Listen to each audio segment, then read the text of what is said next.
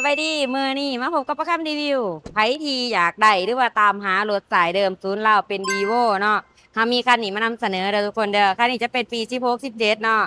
งามๆเลยสายเดิมศูนย์เราที่สำคัญเป็นเกียร์กับปุ๊ก6สปีดมีโฟวินให้น้ำพร้อมเนาะครับขี่ในทางสบายก็ได้ครับขี่ในทางหยากก็ดีเนาะคันนี้เนาะสะดวกสบายเลยโสมหนาหมูปลาแบบเท่ๆงามๆเลยเนาะตาฟื้นตาไฟเป็นไตดีงามๆเท่ๆแบบนี้แจ่งๆแจ่มๆเลยเนาะออปชั่นภายในจะเป็นออปชั่นตัว G เด้อออปชั่นโคตรเต็มเนาะ ตัวนี้มันมีปุ่มสตาร์ทให้น้ำพร้อมอีกเนาะพร้อมนั่นก็ยังมีเบาะไฟฟ้าเด้อเบาะไฟฟ้าแล้วก็มีแอร์หลังให้น้ำพร้อมอีกสะดวกสบายเลยเนาะครับขี่เย็นทั่วถึงอีกข้างในหุ่มฮอเพดานเป็น VIP อีกเนาะหุ่มฮอเบาะหนังให้ครบสุดเบิดทุกอย่างเนาะ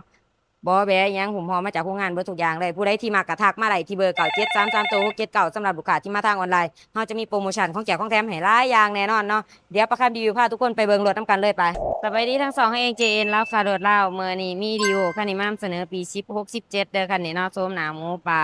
สายเดิมศูนย์เล่าเด้อคันนี้เด้อเป็นเกียร์กับปุ๊ก6สปีดเนาะมีโฟวินให้น้ำพร้อมเด้อเป็นโฟวินเนาะ4x4ขับขี่สะดวกสบายเลยออปชั่นตัว G ออปชั่นเต็มเด้อคันนี้เด้อมีกล่องมีจอให้ครบเนาะมีปุ่มสตาร์ทให้น้ำพร้อมเด้อเบาะไฟฟ้าแอร์ล้างเย็นทั่วถึงให้น้ำพร้อมอีกเนาะคันนี้เนาะ ไล่มาแบบจบๆงามๆเลยสายเริ่มศูนย์ลาวเลยทุกคนเด้อกระดิกกระเจียยางสกัวให้ครบวัตถุกอย่างเลยเนาะยังหนิ่มๆรถเดิมๆเด้อกันนี่เนาะสื่อจากลาวโตโยต้าเฮาเลยตับฟืนตับไฟเป็นเด็ก3 แม็กเดิมๆเด้อผู้ใดที่สนใจเนาะทักมาหาเฮาได้ที่เบอร์973 3 ตัว679หรือ2ทางแฟนเพจ JN ลาวค่ะโดดลาว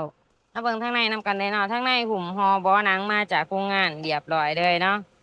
งามๆเลยสะอาดสะอ้างเด้อเป็นบ่อไฟฟ้าเนาะสามารถปรับได้8 ระดับสะดวกสบายถอยหน้าถอยหลัง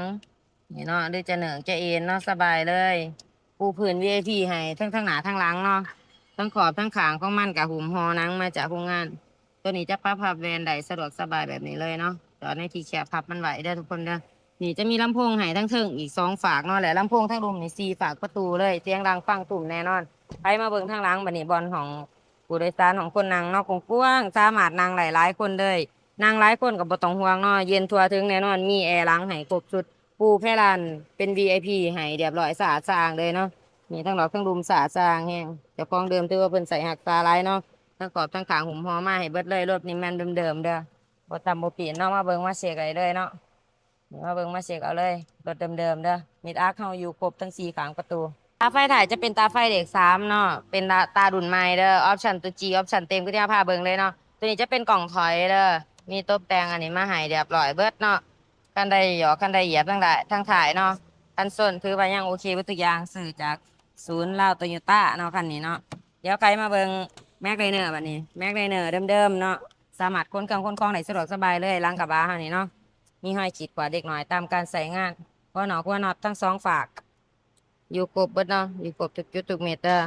เดิมแท้100%กะลิกกระเจยางสกัวส่วงล่างแน่นๆค่ะนี่ให้ครบเบิดทุกอย่าง พวงมาลัยจะเป็นพวงมาลัยมัลติฟังก์ชันเนาะและมีหน้าปัดให้แจงๆแจมๆแบบนี้เลยหน้าจอของมันจะเป็นหน้าจอที่มาจากตัวรถเดิมมาจากตัวรถมาจากโรงงานเลยสามารถสัมผัสได้สะดวกสบายเลยเนาะมีบอลเบิงมุงเบิงเวลาใหายสบายเลยส่องแอร์หันใส่หันขวาได้ง่ายๆเลยเนาะตัวนี้จะเป็นปุ่มสตาร์ทเดิมมีปุ่มสตาร์ทให้น้ำพร้อมน้อยเหยียบขาดเขาจำได้กะบีบปุ่มสตาร์ทได้เลยมีโฟวินให้น้ำพร้อมด้วยกันนี่เด้อสะดวกสบายในการขับขี่เนาะทางอยากทางบ่อยากขับขี่ได้สบายเลย ระบบแอร์เป็นระบบออโต้เด้อมักเปิดแบบออโต้ก็ได้เนาะคันว่าบ่อยากปรับแบบออโต้เนาะเฮาก็สามารถห่วยพัดลมมันลงได้แบบอัตโนมัติทำเองเลยเด้อเนาะบ่ต้องใส่ออโต้ก็ได้ตัวนี้จะเป็นเกียร์กับปุ๊ก6 สปีดเด้อประหยัดน้ำมันเนาะคันนี้เนาะจะมีกล่องถอยขึ้นมาในหน้าจอนำเวลาเฮาเข้าเกียร์ถอยเนาะก็มีกล่องมีจอให้ครบเบิดทุกอย่างเลยนี่ขึ้นมาแจ้งๆแบบนี้เลยของเจ้าของเครื่องนำกันเลยเนาะจากดีไอเย็นโซลาร์แหน่จากบ่หัวบ่ซึมบ่เป็นไอบ่เป็นควันเด้อ เนาะหมอเพื่อนหมอไฟยังดีๆจบๆอยู่เนาะตัว R ตัว L อยู่ครบได้หัวหนอดของเฮาเนาะรถเดิมแท้100%เนาะนี่เด้อฟ้ากระป๋องกระโปรงเดิมๆเนาะโลโก้โตโยต้าก็ยังอยู่ครบเลย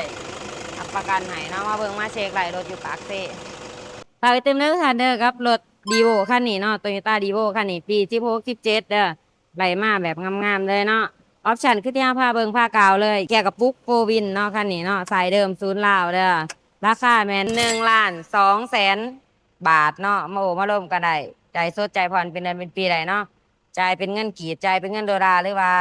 อันนี้ทุกสกุลเงินแมนพรได้เบิดทุกอันเนาะพรเป็นเดือนพรเป็นปีได้ครบเลยสนใจก็ทักมาได้เนาะที่เบอร์9733 ตัว679สำหรับลูกค้าท่านใดที่มาสองทางออนไลน์เขามีโปรโมชั่นของแจกของแถมให้หลายอย่างแน่นอนเด้อมาโอ้มาร่วมกันได้สอบถามกันได้เนาะโทรได้ว่าแอปได้ฝากกดไลค์กดแชร์ไว้ในเด้อเพื่อว่าพลาดคลิปความรู้และคลิปดีๆหรือรถงามๆที่เฮามานำเสนอให้ทุกท่านในเบิ่งในโซนนำกันขอขอบใจบ๊ายบาย